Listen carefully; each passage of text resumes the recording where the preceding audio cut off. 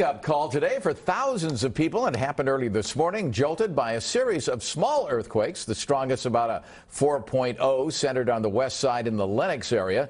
NBC4's Angie Crouch now has more on the shaking.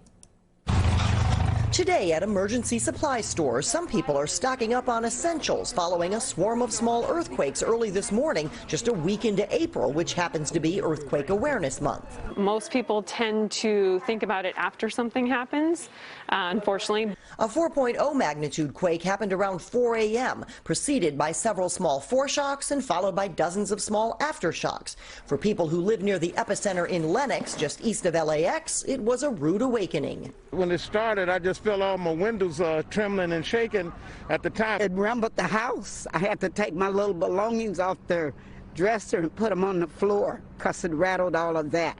The mild shaking was captured on this 7-Eleven surveillance video in Inglewood. No items fall from the shelves, but the plexiglass between the clerk and customer sways, clearly taking the pair by surprise.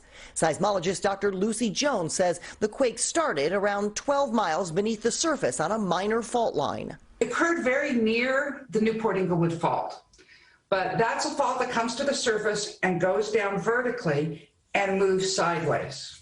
This is our best-selling basic kit. This is a 3-day disaster survival kit. At Major Surplus and Survival in Gardena, they advise everyone to have enough food and water for 3 days, as well as a first aid kit, emergency lights, and backup power like batteries or solar. There's no reason to spend too much money on extra product that you're not going to use, you don't need. You don't need a $100 flashlight in your kit. You know, you need a light stick. It's all temporary. It's just something to get you through those first few hours, and at the most 72 hours. By then, hopefully emergency services are in place. Dr. Lucy Jones says we could expect to see some smaller aftershocks continuing throughout tonight, but she says this fault line is so minor that it's not expected to produce a larger quake. Angie Crouch, NBC4 News.